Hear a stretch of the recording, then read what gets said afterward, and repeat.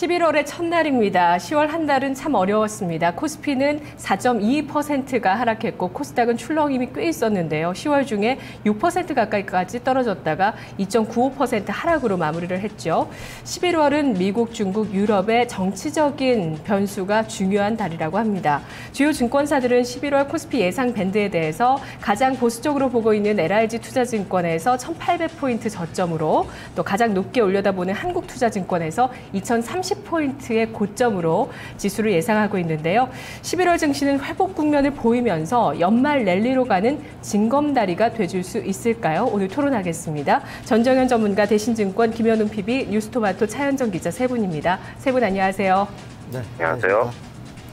네, 먼저 차현정 기자, 11월 증시 전망 증권사별로 보도록 하겠습니다. 가장 낙관적이고 또 가장 보수적인 곳의 의견들을 함께 보죠.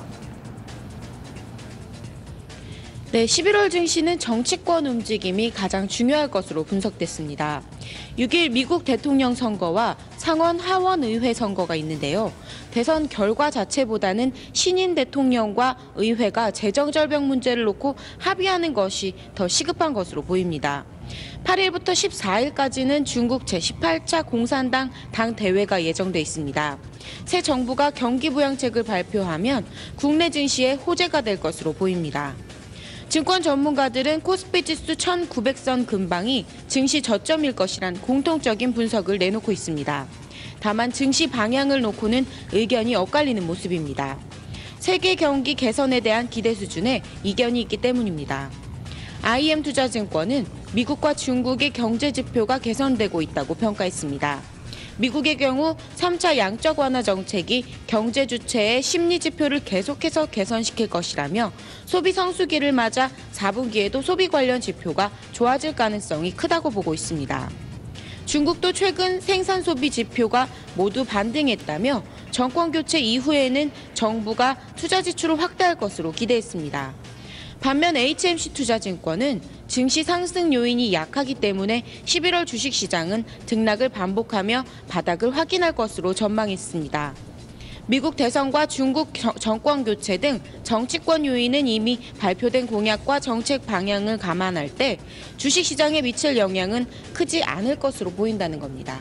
네, 글로벌 금융시장의 초점이 바로 이 정치적인 각국의 변수들에 달려 있는데, 그런데 또 어떤 증권사에서는 오히려 이런 정치적인 변수의 영향력이 제한적일 것이다, 생각보다는 큰 파급이 없을 것이라고 보는 쪽도 있습니다. 경제지표 개선을 보는가 하면 저점을 좀 더 확인해야 된다는 시각 나뉘고 있는데요. 자, 그러면 전정현 전문가님, 11월 증시의 변수 좀 더 체크해 보도록 하겠습니다. 전문가님도 정책이나 정치적인 변수가 11월에 가장 크게 작용할 거라고 예상을 하십니까? 네, 하나의 그 변수로 중요할 수는 있다고 보지만 그보다 더 중요한 변수를 더 생각을 해보는 게 더 낫지 않겠나, 그런 판단을 갖고 있습니다. 먼저 지금 11월 달에 그 주요 변수로 우리가 꼽을 수 있는 거는 아까 그 기자님이 말씀하신처럼 미국 대선과 중국 정권 교체입니다.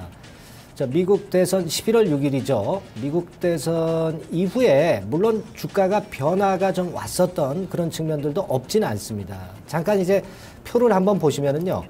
미국 대선하고 S&P 지수와의 관계를 나타내주는 그런 표가 지금 현재 보이죠? 예. 자, 그 왼편의 그림이 과거의 평균치입니다. 미국 대선 이후에 추수감사절 이후에 어떤 행보를 보였나요? 네, 이 부분이죠. 지금 이제 보시면은, 그렇죠. 미국 대선 전에 좀 주가가 눌리죠. 네, 주가가 눌렸다가 미국 대선 시기 D-Day 때 좀 올라왔다가 일시적으로 다시 밑으로 밀렸다가 추수감사절 있죠. 네, 추수감사절. 그때를 기점으로 이제 연말 랠리가 펼쳐지는 그런 경우가 상당히 많았습니다. 네. 근데 지금은 어떠냐? 오른편 그림입니다. 네, 지금, 예. 자, 지금 이런 상황이죠. 미리 조정을 좀 받아 있어요.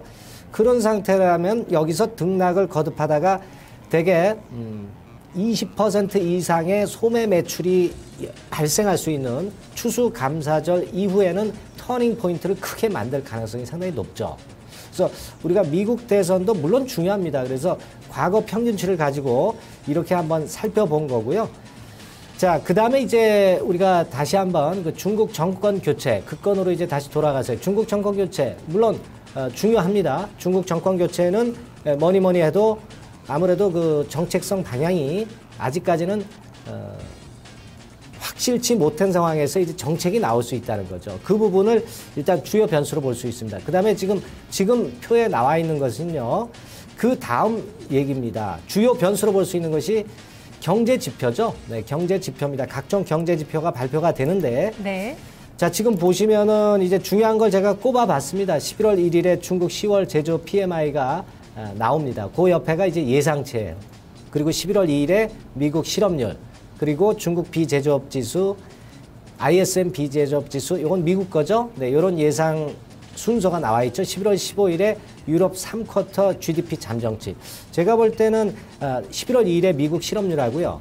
그리고 11월 15일에 유럽 3쿼터 GDP 잠정치. 이런 것들이 중요하다고 봅니다. 유럽이 얼마나 회복이 될 가능성이 있는가를 객관적으로 알 수 있는 부분이에요. 그러니까 이런 경제 지표 발표도 중요 변수가 된다 이거죠. 네, 그거 두 번째로 말씀드렸고, 그 다음에 이제 주요 변수로 볼 수 있는 건 이제 재정 절벽이나 환율이나 유가죠. 네. 근데 제가 볼 때는 재정 절벽은 결국 잡음은 일어나지만 궁극적으로는 합의에 이를 것이다라고 생각을 하기 때문에 크게 변수로 보고 싶지는 않고요.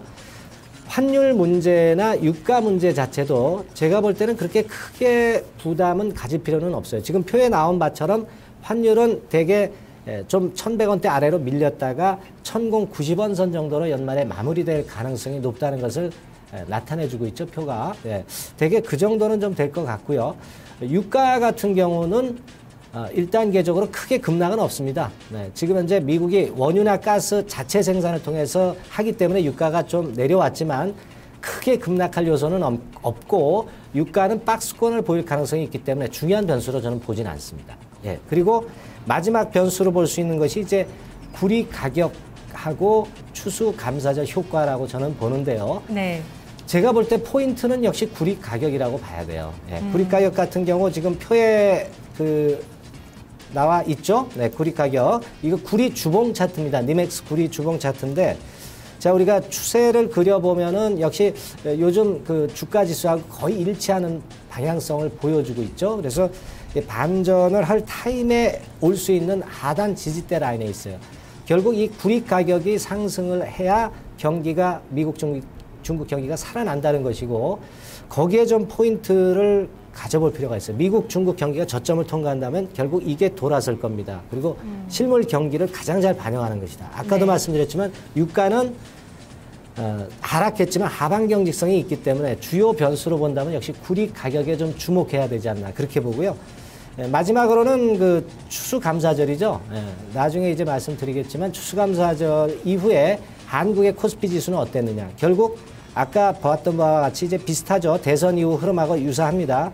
연말 랠리가 2000년부터 2011년 평균해가지고 보면은 나타났었던 거죠. 그러니까 이런 추수감사절 효과도 우리가 배제할 수 없는 중요 변수라고 보고요. 제일 중요한 거는 역시 아까 말씀드린 구리 가격을 좀 확인하셔야 되지 않나. 네, 그렇게 봅니다. 네, 전정현 전문가는 11월에 또 무엇보다도 사실은 경기를 보고 있습니다. 그에 따른 그 흐름을 보기 위해서 구리 가격을 확인을 해보겠다는 거고요. 그리고 추수감사절이 과연 경기를 부양시키는 어떤 또 소비 시즌으로서의 효과가 또 지수에 나타날 수 있을지 확인을 해봐야 된다는 얘기인데요. 김현웅 PB님, 네. 10월에 종목들을 많이 괴롭혔던 그 실적이 이제 시즌 끝나면 11월 되면 이것도 좀 그래도 부담을 떨치는 요인일 것 같아요. 가장 중요하게 보시는 변수는 뭔가요? 가장 중요하게 볼 수 있는 변수는 한 글자로 말씀드릴 수 있을 것 같습니다. 뭐 다들 얘기를 들으셨겠지만 바로 대선 이렇게 말씀을 드릴 수 있겠는데요. 일단 최근에 이제 어떤 시장의 조정의 원인은 이제 롬니 후보의 지지율 상승이라는 얘기는 여러 번 드렸고, 결국에는 이제 미국 대선이 조만간 있죠. 그 미국 대선에 따라서 어떤 업종별 방향이라든지 시장의 방향성이라든지 이런 것들이 결정될 가능성이 높습니다. 지금까지 그 양적 완화의 그런 하나의 정책을 꾸준히 일구어왔던 그런 당은 민주당이었죠. 오바마가 가장 선두로 해서 뭐 버냉키 의장에게 좀 같이 양적 완화, 그리고 미국은 계속적으로 약달러를 추구해왔던 지금의 상황인데, 사실 롬니 후보가 어떤 만약에 대통령으로 등극을 하게 된다면 지금까지의 그런 정책을 한 번에 뒤집을 수 있는 그런 액션이 나올 수 있다라는 거죠. 그래서 그게 가장 리스크였다는 거고요. 결국에는 그 대선 때문에 그 하나의 원인이 될 수 있는 것이 바로 고용지표입니다. 그 기존에 이제 어떤 대통령이 연임하는 거에 가장 큰 변수로 지금까지 있어왔던 그런 변수는 사실 고용지표거든요. 그래서 고용지표가 이번 2일날 실업률 발표가 있는데 이 실업률 발표가 굉장히 예상에도 안 좋게 나온다면 네. 최근 들어서 1% 차이로 쫓아온 롬니 후보의 그 지지율이 역전날 가능성도 저는 있어 보이거든요. 그래서 시장 자체는 지금의 시장 추세는 오바마 대통령이 연임하는 것이 오히려 좋다고 기대를 하고 있습니다. 그래서 이제 그게 가장 중요한 변수라고 말씀을 드릴 수 있을 것 같고 굉장히 다른 변수들도 많죠. 그것보다는 이제 가장 핵심 변수를 기억하시는 게 이해하기도 쉬우실 것 같아서 그것만 좀 강조를 드리는 바이고요. 그리고 대선 결과 이후에 재정 절벽 이슈가 부각이 될 겁니다. 그것도 마찬가지입니다. 결국에는 재정 절벽은 지금까지 뭐 감세안, 그 부시 대통령이 만들었던 거죠. 공화당원 그 부시 대통령이 만들었던 감세안을 추진한다라는 건데 오바마 대통령은 상위 2%가 그것을 이제 책임지자 이렇게 얘기를 하고 네. 롬니 후보 같은 경우는 그럴 거면 하지 말자 이런 입장 아닙니까? 그래서 사실은 단기적으로는 오히려 오바마 대통령이 대통령이 연임할 경우 재정 절벽 이슈가 더 크게 부각될 가능성이 있습니다. 그래서 단기적으로 대선 이후는 오바마 대통령이 되는 경우는 오히려 재정 절벽 이슈가 크게 부각되면서 시장의 하락 가능성이 있겠다라는 저는 생각을 했었고 롬니 후보가 되는 경우는 재정 절벽 이슈가 조금 약화될 수 있어요. 그렇게 되면 오히려 시장의 단기적인 상승까지도 저는 생각을 할 수 있겠구나라고 판단을 했습니다만 사실은 시장이 단기적으로 하락하더라도 오바마 대통령이 되는 게 좋습니다. 추세적으로 생각을 한다면 그렇게 네. 이제 기억을 하고 좀 대응을 하셨으면 좋겠습니다. 그렇게 생각하시는 이유는 그 양적 완화 정책의 유지 여부 때문인가요? 오바마가 돼야 된다는 얘기는요? 추세적인 그런 흐름을 살펴봤을 때는 지금 경기 구조상 사실 저성장 국면이고 이제 이머징 마켓에서 돈을 풀고 선진국에서는 돈을 지금은 다 있는 대로 다 푸는 상황이잖아요. 그래서 이런 양적 완화 정책을 유지하는 것은 사실 오바마 대통령의 정책이었고 지금까지 그나마 좀 잘 돼 왔습니다. 근데 그거에 대해서 확 돌려버린다면 결국에는 조기 출구 전략이 나온다라는 거고요. 네. 지금 경기 상황에서 조기 출구 전략이 나오면은 추세 하락 가능성도 있어 보입니다. 어떤 출구 전략이라는 것은 실제로 양적 완화의 효과가 실제로 경기 회복으로 일어났을 때 그때 출구 전략을 하는 거거든요. 그래서 조기 출구 전략은 안 됩니다. 그래서 롬니 후보가 만약에 된다면 좀 추세적으로 좀 장이 안 좋아질 가능성도 있어 보입니다. 네, 알겠습니다. 미국 대선의 표심을 아마도 반영하게 될 실업률 발표에 대해서 중요하게 생각을 하셨는데요. 자, 그러면 11월 증시 회복 국면을 기대해봐도 괜찮을지 전망해 보겠습니다. 전정현 전문가님. 네. 자, 지금 현재 회복 국면이 가능한지 여부는 가능할 수는 있을 듯은 싶은데 하나의 아까 PB님이 말씀하셨다시피 재정 절벽에 대한 우려는 물론 있습니다. 근데 제가 볼 때는 그렇게 보여집니다. 우려는 있어서 이제 등락 파동 정도는 이제 줄 수는 있지만 최악의 국면은 이제 없다는 거죠. 그러니까 이제 이따가 이제 제가 주봉 차트상으로 이제 나중에 이제 말씀을 드리겠지만 일단 최악은 없다라고 보시고 등락 정도가 나타날 수 있는 국면이다. 이렇게 보시는 게 중요하겠고요.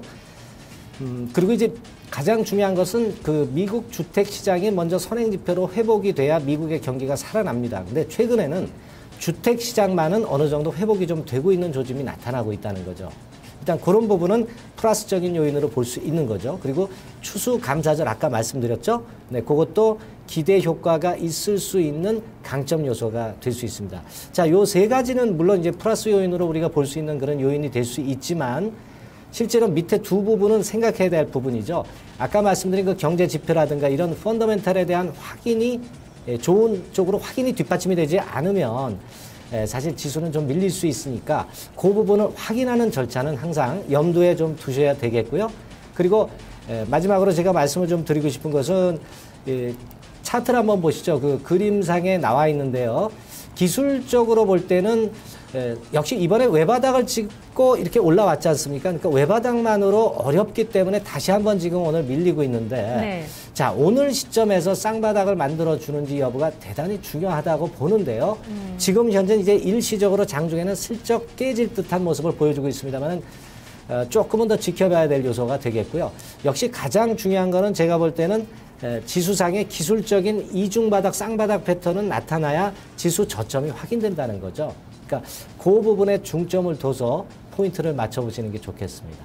네, 알겠습니다. 추수감사절 미국에서 매년 11월 넷째 주 목요일입니다. 김현웅 PB님, 11월 증시 회복 국면으로 갈 수 있을지 말씀해 주시죠. 저는 조금 보수적입니다. 좀 약간은 그 리스크 관리를 좀 해야 된다라고 생각을 하고 있고요. 네. 저도 근데 아직까지는 뭐 오바마 후보가 될지 롬니 후보가 될지는 아직은 모르겠습니다만 최근 들어서 이제 롬니 후보가 거의 격차를 좁힌 것도 사실이고요. 그리고 무엇보다도 오바마 대통령이 되더라도 오히려 롬니 후보가 되는 것보다 단기적으로는 재정절벽 이슈가 더 부각될 가능성에 대해서 제가 아까 말씀을 드렸는데 그런 이유라면 사실 11월에 당장 그 큰 증시의 반등은 좀 기대하기 어렵지 않나라고 보고 있습니다. 게다가 이제 환율 하락 국면이 지속되고 있는데 이렇게 되면은 사실 외국인들이 이제 뭐 어떤 위험자산 선호 현상 때문에 환율 하락 국면과 이어지면서 어떤 국내 증시를 사주는 것이 아니라 사실 환율 하락이 되는데도 외국인들이 빠져나가는 지금의 어떤 상황, 어떤 외국인들 수급이 굉장히 사실 그런 것들을 우려하는 거거든요. 그냥 환율 하락이라는 게 그 위험자산 선호하는 것이 아니고 어떤 추세적인 겁니다. 그래서 그냥 어떤 경기 현상인 거예요. 그 이머징 마켓에 그냥 뭐 위안화 강세와 함께 다 같이 움직이는 그런 경기 현상인 거고 결국에는 그 뭐 지금의 국면이 이어진다면 시가총액이 가장 큰 이제 삼성전자와 현대차가 힘을 못 낼 가능성도 높아 보이거든요. 결국 삼성전자, 현대차 빠지면 시장은 빠진다고 봐야 됩니다. 시가총액에서 거의 4분의 1 이상을 차지하고 있기 때문이죠. 그래서 전체적으로 시장 자체는 조금 보수적으로 보셨으면 좋겠고요. 특히 이제 외국인의 수급이 굉장히 최근 들어서 국내 증시를 좌지우지하는 경우가 많습니다. 굉장히 기분 나쁠 정도로 저가에 매수하고 고가에 매도해버리고 그러면서 국내 증시 자금을 거의 흡수해가는 수준으로 사실 저는 외국인 투자들에게 굉장히 기분이 나쁩니다. 그런 국면이기 때문에 아직까지는 그런 수급에 좌지우지되는 시장이므로 낙관만을 하기에는 조금 무리가 있다라고 봅니다. 네, 알겠습니다. 자, 이렇게 11월 증시 전망에 대해서 여의도에서도 또 두 분 전문가에게서도 의견 차이를 확인할 수 있는데요. 전략을 어떻게 세우는 게 좋을까요? 차은정 기자, 여의도 시각부터 전해주시죠. 네, 증권업계는 경기 개선에 대한 확신이 없는 상황에서 경기에 덜 민감한 필수 소비재 비중을 확대하고 실적에 대한 기대감이 큰 업종을 중심으로 투자할 것을 권고했습니다. 하나대투증권은 코스피 지수가 1870 이하일 때는 주식을 매수하는 전략을 추천했습니다. 이익 전망이 안정적인 반도체 업종과 그동안 주가가 많이 내린 유통업종, 실적이 꾸준한 음식료와 보험업종의 비중을 확대하는 전략이 바람직하다는 설명입니다. HMC 투자증권은 업종별로 짧은 기간 투자 대상을 바꿔가며 사고파는 순환매가 이루어질 가능성이 크다며 경기 영향을 덜 받는 필수 소비재나 보험, 미디어 업종과 이익 전망치가 높은 반도체, 디스플레이, 자동차 업종도 유망하다고 진단했습니다. KB투자증권은 10월 한국의 수출 증가율이 플러스로 나타난다면 경기 회복에 대한 기대감이 커질 것이라며 대형주가 유망하다고 분석했습니다. 최선호주로는 하이닉스 반도체와 금호석유화학, LG 등을 꼽았습니다. 네, 다양한 업종이 많이 나옵니다. IT, 자동차, 또 그동안에 계속 강해 왔었던 음식료 쪽, 이 밖에 여러 가지 업종들 여의도에서 나오고 있고요. 전정윤 전문가님, 전략 세워주시죠. 11월 증시 어떻게 대응할까요? 네, 그래서 이제 제가 말씀드리는 이제 포인트는 뭐냐면은 바로 그 1850선 정도가 이제 하단이 될 수 있다는 거죠. 주봉상으로 볼 때 1850포인트에서 1950포인트 선 정도, 요 정도의 어떤 큰 박스권 하에서 이제 움직일 개연성이 이제 있다라고 보는 것인데, 자, 차트 한번 그 주봉 차트 그 그림표를 보시면은요. 그렇죠. 뭐 지금 현재 보시면은 나와 있듯이 말이죠. 코스피 주봉 상단과 하단 역시 연결해 보면 상단 좀 내려오고 하단은 올라가면서 결과적으로 그게 어디서 맞부닥칩니까? 네, 1850포인트 선이죠. 네, 1850포인트 선에서 일단 그 저점을 형성할 개연성이 좀 11월 증시는 있지 않겠나 싶어요. 일단 1900포인트에서 매달려 있는 패턴은 밑으로 슬쩍 밀릴 개연성이 좀 있고, 그런 정도의 하단을 확보하고, 그리고 예를 들면 이제 뭐 쇼핑 시즌권과 관련한 아까 말씀드린 추수감사절권으로 해서 위쪽으로 치고 나간다면 대개 1950포인트 상단 정도, 네, 이런 정도로 예상하시고 주가를 좀 보는 게 필요하지 않겠나 이렇게 말씀을 좀 드릴 수 있겠고요. 그렇다면 이제 구체적으로 어느 쪽으로 가져가고 어떤 전략을 쓰는 게 좋겠느냐. 결국 제가 볼 때는 3트랙 정도를 말씀을 좀 드리고 싶어요. 대개 뭐 네. 2트랙까지는 나오지만 이 3트랙은 안 나옵니다만은 제가 좀 맞는 건데요. 될 수 있으면 이제 내수 쪽하고 현금 위주로 구성을 하시되 일부 경기주들은 어떤 그 트레이딩 매매 정도, 네. 단기 매매 정도, 찬스가 왔을 때 그 정도로 본다. 이런 패턴을 가지고 매매하시는 게 제일 적합하지 않은가 이렇게 보고요. 업종별로는 역시 그렇다면 이제 음식료 섹터나 제약업종 그리고 뭐 홈쇼핑 섹터라든가 이런 쪽이 좀 바람직스럽지 않겠나 그렇게 보고요. 예. 그리고 일부 경기주라고 한다면은 되게 이제 디스플레이 쪽이 턴어라운드가 되니까 이제 그쪽에 네. 좀 국한하는 그런 정도의 매매가 필요하지 않나 싶습니다. 네, 뭐 디스플레이 쪽에서는 가격 지표에서 턴어라운드 조짐이 더 확실히 반도체 주 쪽보다는 나타나고 있죠. 네, 여의도의 각 증권사의 전략을 모두 병행하는 전략으로 전정현 전문가는 마무리를 해주신 것 같은데요. 김현웅 PB님 전략 주시죠. 네. 외국인의 수급에 너무 좌지우지되는 시장입니다. 그래서 전체적으로 코스닥 시장의 매매를 많이 하고 계시는 이제 개인 투자자분들이 많으실 겁니다. 항상 저희가 느껴왔듯이 그 외국인들이 막 너무 심하게 패대기를 쳐서 코스닥 시장이 폭락할 때 그때 팔면은 항상 바닥이었죠. 그리고 외국인들이 이제 들어오는 거 아니냐라고 오해하기 시작하면 또 꼭대기였습니다. 그런 것들이 반복이 되고 있기 때문에 그거를 거꾸로 해야겠구나라는 생각을 하고 계시고요. 공포를 매수하고 안도에 매도를 하자라는 전략을 드리겠습니다. 그리고 전체적으로 시장에 대해서는 어느 정도 보수적으로 보실 필요가 있다라고 이제 말씀을 드렸기 때문에 일부 현금 비중은 유지해야 된다라고 보고 있고요. 사실은 진짜 뭐 어떤 종목 대응을 엄청난 그 수준으로 잘 하시는 분이 아니라면 현금 비중 한 50% 정도는 충분히 있어야 되지 않을까 그렇게 보고 있습니다. 그래서 일부 현금 비중을 좀 유지하시고 손절가를 좀 짧게 잡는 그런 리스크 관리를 좀 철저히 하셨으면 좋겠고요. 업종을 좀 제시해 드린다면 미국 대선 이슈에서 어제도 저희가 이제 토론을 했었죠. 그 미국 대선 이슈에서 자유로운 업종이 무엇인가 찾아봤을 때 결론적으로 이제 합의점을 셰일가스 업종으로 저희가 이제 도출을 했었는데 역시 오늘도 그 시각은 유지합니다. 어떤 미국의 경기를 회복시키기 위해서 고용 경기를 회복시키기 위해서는 제조업을 생산하는 것이 제조업을 살리는 것이 필수인데 그런 방법 자체가 셰일가스 시추 기술 개발입니다. 그래서 셰일가스 업종은 어떤 그 양당의 모든 정책에 좀 걸맞는 그런 어떻게 좀 잘 맞는 네. 그런 업종이라고 보시면 되기 때문에 뭐 한국가스공사를 비롯해서 뭐 화인텍 같은 보냉제 업체들 그리고 미주발 수주가 많은 그런 피팅 업체들 있죠. 좀 작은 피팅 업체들 하이로코리아라든지 DK락 이런 종목들이 좀 해당이 되겠고요. 뭐 어떤 다른 이제 업종에 대해서는 이제 좀 굳이 말씀드리지 않겠습니다. 알겠습니다. 11월 증시 대비해봤습니다. 오늘 차현정 기자와 두 분 전문가 함께하셨습니다. 세 분 모두 수고 많으셨습니다. 감사합니다. 이슈나우였습니다.